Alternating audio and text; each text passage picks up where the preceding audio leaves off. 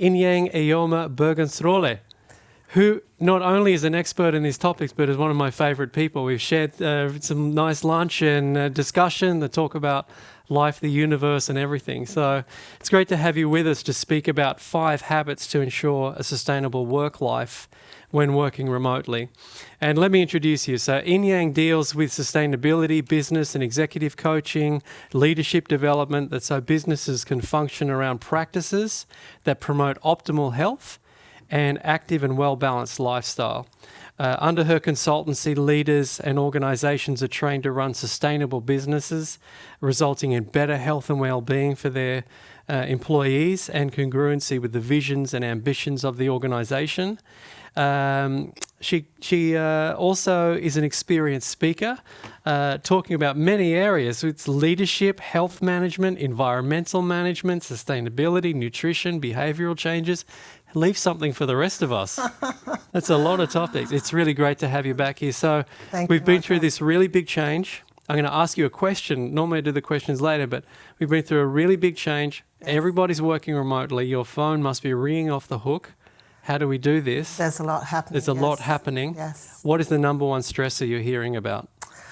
Ooh, I think there's a great bit of fear. I mean, people are afraid. People are afraid of getting, of course, ill, and then and then losing their jobs. Yeah.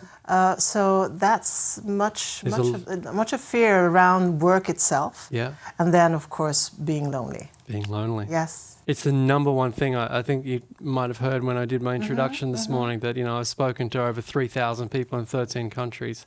Number one struggle is loneliness and isolation. So we love people. We love being with other people. Yeah, we're tribal social animals. Yes. Look, I'm really looking forward to your presentation. So if you're ready, I'll take your place. Thank you. So ladies and gentlemen, Inyang Eyoma Bergenstråle giving us the 5 habits to ensure a sustainable work life when working remotely. The floor is yours. Thank you. Lovely being here, and it's been a fantastic summit. So I'm happy to talk more about the sustainable work-life habits that could help you also when you're working remote. And these 5 habits are nutrition and eating habits, physical activity, sleeping well, time to recover and play, and to have a mindset in place that's going to help you throughout your work day.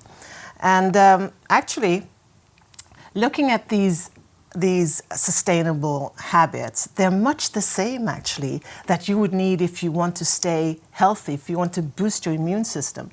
Much the same habits to eat healthy, to exercise and move, recover properly, decrease stress, to sleep well, and to have your mindset in check so that you can manage, for example, working remote. So my specialty is nutrition. I'm a nutritionist, and this is really the basis for any type of physical wellness, also mental wellness. Through eating, you have your energy in place. Food is important for brain power, weight regulation, and obesity. And we've seen now with the COVID-19 actually that obesity may be a risk factor. So we still have to look into keeping our weight in check. And then, of course, heart disease, cancer, diabetes, these are all part of the public health factors that nutrition really helps. Anti-inflammatory protocols. If we keep these factors in check, if we can actually reduce the chronic inflammation, that could also help our immunity and our digestive system. As much as 70% of our immunity lies in our digestion, and when we get worried, it does affect our digestion. So mindset is very much part of staying healthy. Now, I've been working a lot with high performance athletes. with national teams, with the Swedish, the AIK football, highest league football here in Sweden. And for them, it's really, really important to plan and prepare and to have good stuff available. And there's a term within sports nutrition called nutritional timing. And that's how to really time when to eat to get the proper effects of the food you eat. There's what we call an open window. That's 30 minutes right after strenuous exercise that you take advantage of, because within those 30 minutes you can actually recharge your body at a maximal level. You can recharge those muscles that you've used. You can and you need to be recharged, because you're probably, if you're in a World Cup, for example. I worked with, for example, the floorball team. Here we see the ladies floorball team. They won the gold medal in the World Championships. They are actually meeting the better teams the further on they go. So you need to really be able to recover and be at your best when you're reaching towards the end of a competition. So this resilience is something built into any kind of high performance that you have in sports. And that same high performance I'm moving over to, I use also for leaders. For corporate, any corporate work, any work life, you have to think in terms of how am I going to be resilient. Now, also another thing, I just want to mention the open window, which is quite interesting. If you do strenuous exercise, actually straight after strenuous exercise, you're open to infections. But if you eat something within 30 minutes after doing these strenuous exercise, you will actually protect yourself from these upper respiratory infections that otherwise may affect you. So that's another thing that it's in nutrient timing that's quite interesting and important. Now, in Sweden, and I think these numbers look the same much around in industrial countries. In the 90s, there were about 40% that were overweight or obese. Today, we have more than every other person that is obese or overweight with a BMI over 30 or 35. So that's a big major problem, health problem. So the weight issue and regulating our weight is really at the basis of any kind of health perspective. Now, what should you eat? There are so many different diets, and I mean, what should you choose? And I would say any diet could do you either good or do you harm. Choose what fits you. There isn't one diet that fits everyone, and eat what feels good for you. There are some basic factors that you need to think of, and here are some of them. Or here's the most important, I'd say. Eat less sugar. Less sugar, we have sugar in processed foods, we are snacking, this cafeteria eating with lots of sugars, we have sugary drinks. Again, statistics for Sweden. In Sweden, we eat as much as 15 kilos of candy per person and year. That's a really staggering statistic. So we need to eat less sugar, and because, well, the sugar, there's so much harm to be done that's done by sugar, so I'm not going to go into those details, but we need to eat less sugar and more of veggies, fruits, and berries. As much as 500 grams a day. And I meet very few of the clients I meet, when I first meet them, eat this much. Maybe not even 250. But we need actually 500 grams. And within this group of foods, you find all the vitamins, minerals, trace elements, bioflavonoids, lycopenes, lots of really good stuff that we need that we may not even have found to synthesize and put into a pill. So, and these have been directly connected to health. So more of these, and you have to start early in the morning then. Maybe grate an apple into your oatmeal, and make a smoothie, and really make sure that every meal contains something from this group. Half your plate during lunch and dinner should be vegetables. Also, within this group, you have probiotics, good microbes that are really beneficial for health. And these microbes in your gut send signals to turn off and turn on different transmitter substances. So, for example, serotonin is produced by good bacteria in the gut. As much as 80-90% of this well-being hormone serotonin is turned on by good bacteria. At the same time, if you lack those good bacteria, you may become depressed. So this you could turn over time. If you're eating a lot of these good vegetables and fruits, etc., fermented, pickled veggies, you'll get enough of these probiotics, which feed also on the fiber. Make sure every meal counts. We eat 70 tons in a lifetime. And you got lots of opportunity to actually affect the way what you're eating. Either you choose something that's nutrient dense, for example, good wholemeal sandwiches with good spreads, or you may choose a sugary drink. For example, a sugar drink shown here in the picture with just a small snack. That's as much energy as 5 wholemeal sandwiches.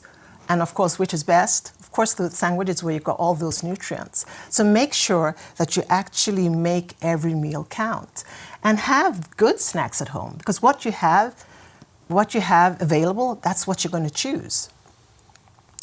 Now, moving to exercise and movement.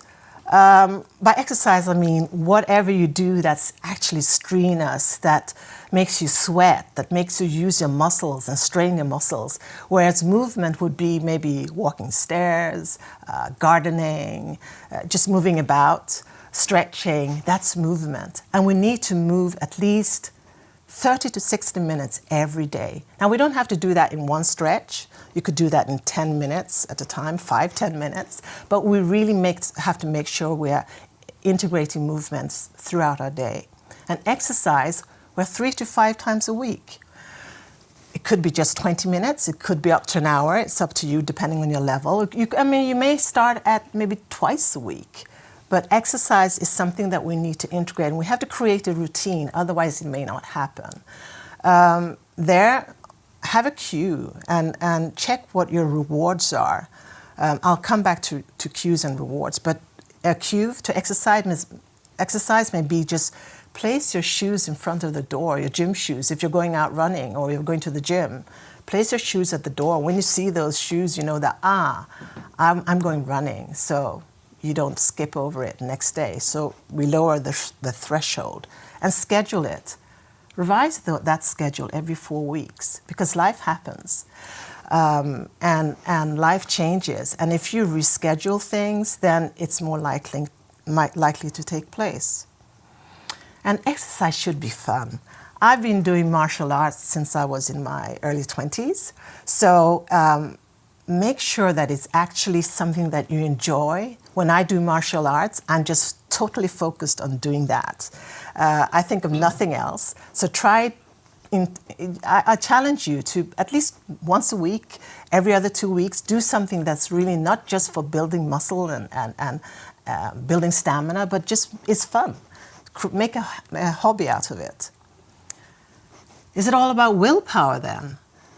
I would say no.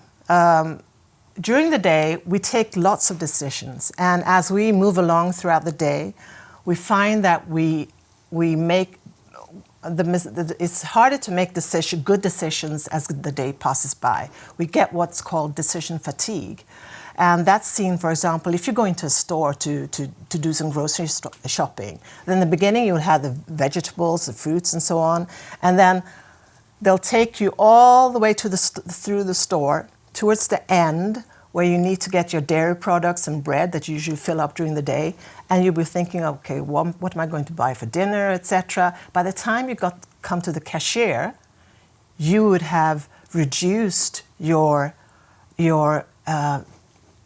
decisiveness around not buying any snacks. So when you get back there, you'll probably fall, into buying snacks or things that you've decided that you're not going to buy. So decision fatigue happens. So this means that we really have to make a plan in advance, because the decisions cost energy. So, but if we have a plan in place, we don't have to think here and now when we're tired, what am I going to do? Because we've already decided in advance, right? And also check your cues. What is it that actually triggers your behavior? And also, could you put rewards in place that reinforces this behavior? I have one, and that is a habit that I have of making smoothies before I go on my jogging, go jogging or go to the gym. And that's become a cue for me, just to bring out the blender, put in my berries and chop veggies and prepare that. That's a cue. It's become my routine. And actually, when I get back from my exercise, my reward is that good tasting smoothie. So that's become a habit for me, and a habit that's really easily kept because now I have a routine for it. So another area which is really, really important is to be rested. And during sleep, a lot of things happen. We regenerate our cells, we clear out bad cells, we process impressions, and we upload, we strengthen our memory from going from short memory, we go into real storage of long-time memory, and a lot of hormonal changes take place. During deep sleep, we have growth hormones that repair us and so on. So sleep is really essential to keep us healthy and to keep us alert the following day. Now, to make sure that we really sleep well, we need to have some sort of sleep hygiene. And one thing is avoiding coffee and these energy drinks and alcohol just before sleeping. We don't sleep well on that. We may fall asleep, but we're not going to get enough of those deep cycles that are really regenerating for us. So we have to be careful with that. And then having balanced meals before sleep, not eating too much, because that's going to, disturb our digestion, our sleep, but not going to bed hungry. And avoiding blue screen. I think you've heard of this before, that 1 to 2 hours before we should be careful with screen time.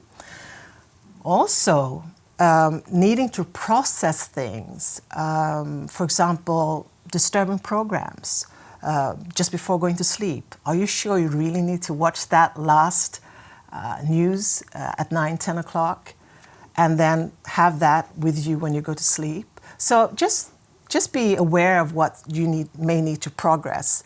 And then make sure that your bedroom is a free zone. And it should be cool, it should be dark. And bedtime rituals are really great. We do that with our kids, right? Bedtime stories, etc., just to get them into the mood of sleeping. We need that throughout our lives, these rituals that really put us into the mood of going to sleep. Now, if we have all these in place, we are more able to be focused and clear and manage a full day of work. So there's also a technique I want to suggest, and I think it's come up before during the summit here. That's the Pomodoro Technique. At intervals of 25 minutes, you focus on one thing at a time. You make a priority list first. So all the priorities that you have that you can think of, you make a list of them, and then you focus on one thing at a time. And maybe during that time you realize, ooh, I have to write this email. But then what you do is just write it up on your list and you continue focusing on that specific task that you've decided on. And then let your brain rest for maybe 3 to 5 minutes, and then you go on to the next bout of 25 minutes. And then make just monitor how many intervals you get, because that gives us a good feeling of satisfaction that we're actually done quite a bit of work. And then when you've done a number of them, maybe 4 of them, you go on maybe a longer walk, you do a body stretch, you do something completely different. So this is a good technique to really keep you focused. It improves creativity, productivity, and it keeps us resilient throughout a workday. Another thing is water. As little as 2% of water, losing water in our body creates as much as 20% reduction in productivity. And we forget that at times. We think that we need coffee, we think that we need food, but sometimes it's just water that we need. So keep water, in a jug or something, so you keep pouring up water during the day, and that's really going to improve your performance and productivity during the day. So also, when we're working from home now, in the first couple of weeks, it might feel really nice and cozy to get them up into the sofa and sit there on the couch with your computer, but it might not be conducive in the long run, not good for your back and your neck, shoulders. So make sure you're sitting well, the ergonomics are good for you. You may have to get a proper office chair, and make sure also you're doing some core training for your back, for your stomach. Now, how do you as a leader support your team members? I think this is something that we've spoken about quite a bit during the summit, but obviously we need contact. We need daily contact with our teammates, with our leaders. You decide whether as a leader should you have daily meetings or should they be maybe weekly, and I am all for using the camera. Have that interaction. We need that dimension to really, feel connected. And also put aside time for socializing, for that fikarast, for that coffee in the afternoon, or maybe some after work on a Friday. Book that. Have a structure, have a plan, create routines for this. And the dress code, that's another cue. Step into office clothes. Maybe not all the way. It doesn't have to be, a full suit, but just step into something other than your washed out t-shirt. So it puts you in the mood of actually working. And check your environment around you. Is it clean? Is your desk clean when you start in the morning? And schedule breaks during the day. Avoid just continuous snacking. Instead, plan your day, how many meals you're going to eat, when you're going to have your afternoon snacks and so on. Change rooms. If you don't have enough room to change between, maybe you can just place the furniture differently. And then change out of those office clothes at the end of the day. Get in a new scenery, go take a walk or something. So daily habits are really essential for your well-being, physical and mental well-being. One good daily habit that I usually use is I meditate every single morning. And with meditation also I breathe, and breathing exercises are good. And if you can remind yourself maybe 2-3 times a day, take deep breaths. It really does make a big difference and reduces stress levels. Check your habits and cues. What are they? Start your day well, end your day well. And so I want to just suggest that you should ask yourself, what would you like to improve, maybe remove, or include into your daily life today, to your daily work life? Why do you want to do that? Because knowing the why is really going to be your driving force for making this happen. And when is it going to happen? The way I work with clients and with different programs in corporations is that we have a 5-phase program that we go through. First, you make an inventory. What's it look like today? And then we go to the next phase, which is intention, writing the goals, really going deep into those goals. What are my goals and why do I want this change? And then what investment am I ready to make? What time, what resources am I ready to put into it? And internalize this into ourselves, really make it part of you and integrate it into our lives. And I would say work life, we see now more and more that work life, our leisure life, and maybe vacation life, they all sort of are mixed together much more than before. So we need to also be able to integrate this into different phases in our lives. So I hope this these are some tips that you can take with you. And if you'd like to have some smoothies recipes, you're free to download here. Or you can download these at thehabitcure.com, your free gift. And I've made some nice smoothie recipes with different, with explanations of these different ingredients and what they do for your health. So with that, I want to thank you. Be well, stay well, and have fun as well. Thank you. Great. Inyang, thank you so much. Please step to this Q&A part of the studio so we can continue the discussion. I loved hearing about this. I've been really working on my health over the last 5 weeks. Being at home, being not traveling as much has meant that I could swim more and run more, and lost some weight, and I'm really excited about the fact that I have some autonomy over my immune system. Yes. And one of the things that I think, we always hear about viruses attacking us and as if they're going to sneak up and just punch us in the face. But we actually have some, we're a participant in this dance with viruses all the time. And I think the information you're giving is really, really important, because we have the ability to boost our immune system, don't we? We do, through everything we eat, through keeping our gut, our our stomach, our intestinal systems in check. Yep. There's so much we can do with the food we eat, with exercising, with sleeping well. Yep. There's so many protocols that you could actually put in place. And I would say, there's a talk about, we say the world is resetting. Yeah. And I think that goes on an individual level as well. Absolutely. There's really a time to reset now. Yep.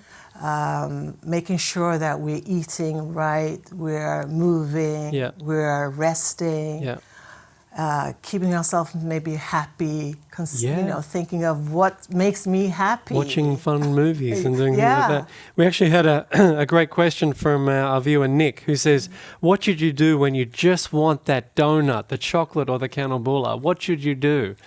Well, it all depends. If I'd say, for one, if you're trying to avoid it, which is then, I guess that would be the question then, if somebody wants to really avoid it, I would say the thing is to put something else in place. And that's not always easy when you're on when it happens at the spur of the moment. But what you have available is usually what's going to be what you put into your mouth. Yeah, and I want to tell you, just jump in, because I think that is exactly the right thing. That the bad choice, the really high sugar one, that's from what I understand about nutrition, from an evolutionary perspective, sugar was a very rare thing. For sure. So when we get the opportunity to eat sugar, our body wants to have as much as possible, because it thinks we might not pass a berry tree for another 500 miles. Exactly. But there was a really interesting study where they gave, I can't remember exactly how it worked, but maybe 1,000 people a big bag of candy and put it in their home and said, don't eat it. Oh, wow. Right? And then they left them with this bag of candy, and then they came back 2 weeks later and everyone had eaten the candy. They said, why did you eat the candy? Yes. And they said, well, it was there. Yes. And the thing that was the takeaway from this study, and I can't remember which group did it, but it was that the human brain can't understand having food and not eating food. So therefore, if we take that one takeaway, if we can't separate, if we can't make sense of having a piece of food and not eating it, why would we buy it and put it in the cupboard and think we wouldn't eat it? Yes. And so from that perspective, I think that the more discipline we have when we shop, the less chance we have of, and this is from someone who could eat more donuts than Homer Simpson. Definitely. I love them. Definitely. So. And also, for example, I had one client that I had to really, when we looked at his cues, when we really had quite a number of kilos to lose, he had to actually avoid passing by the fuel station where he usually stopped, not to fuel up his car, but to fuel up himself. Yes. with sweets, Yeah. candy, because he was tired at the end of the day. And the brain is screaming for sugar. So he would stop by there and he would just, stuff himself with some candy even before he got home. And that became a habit for him. And I would say if you're used to stopping at a store somewhere on your way home from work when you're really tired, maybe you have to take another route. Yeah. And maybe you have to put that apple in your bag and have that along with you, so you eat that on the way home. And also, and that's a really great thing, right? You're planning for when you hit bottom. Exactly. You have to have good options available when you hit the bottom, because that's when the decision fatigue is the highest, right? I'm going to ask you one more question, one of our viewer questions, but before I go to the next viewer question, I need to do something that I forgot to do when I was introducing Inyang, which is give you the fourth word of the day for the phrase of the day. So the fourth word of the day is big. That's right, big. Was also the first word, also the fourth word. So I've got one more question here from the viewer, which will be our last one, is when I have a lot of Zoom, team meetings, etc., and webinars during the day, even if I have breaks, eat good and take walks, I feel brain tired. What can I do to avoid that? So we all have much more screen time than we've ever had, and it makes us very dull. Yeah. What can we do to avoid that? Well, I like the Pomodoro method. Yeah, the Pomodoro is really, really good because it is about stepping away. It is about stepping away and really taking a body break. That is, we have this brain living in our body, and it is to, now you've put so much energy around your brain. Now that brain needs to live in a body that's actually feeling good. Who would have thought? Who would have thought? So What we a need concept. to step away and move about, maybe just jump a couple of, and whatever, depending on the time you have, of course. I love those movements that Yogama. Yeah, they showed. Great. Yeah. And we have Yoga Bee, one of our sponsors. Yoga Bee. Yeah. So just moving about, I'd say, is the fastest. I think and one of best the other way. pieces there is circulation. Yeah, that that's when we're still and where our heart rate goes down, we need to circulate. We need to circulate. Circulation is so much a part of our ability, our brains to regenerate. And also our brains register the position of the posture. So, just raising our hands, this makes us feel, we can't feel down when we're stretching up. Yeah, baby. I just want to give you a high five, but I'm not allowed to do that in Corona times. But so that also helps. Yeah, body posture. And I also am a very big advocate of sitting and standing alternately. Like, like you never sit for more than an hour because, the body's ability to just be in alignment. Yeah. For long periods of the day, it's very disrupted. I wanted to ask you one thing that I don't really understand, which is around blue light and blue screen. What does this blue light do to us that impacts our sleep? I don't understand that. It affects the hormone, because we have melatonin that's released, and that induces deep sleep. As during that deep sleep that we have also. For one, it makes us sleep, and then during that deep sleep, we have growth hormone, which regenerates the body. So it's the release of those hormones that is set back, because we are biological beings. We're chemicals. So we have that circadian rhythm. So certain hormones are switched on when it's light, and other hormones when it's dark. Right. So we really need that darkness. Well, and also as an Australian living in Stockholm, I can tell you that not having enough light is devastating. And I would say during the summer too, it's important to sleep in darkness. And it's not, it shouldn't just have your blinds open because light goes through the eyelids. So you really need that darkness. Really interesting. Look, we've covered a lot here, but I really appreciate you coming and giving this very personal perspective about all the habits and rituals that we should be doing to sustain ourselves, not only during the lockdown, but as part of our working life.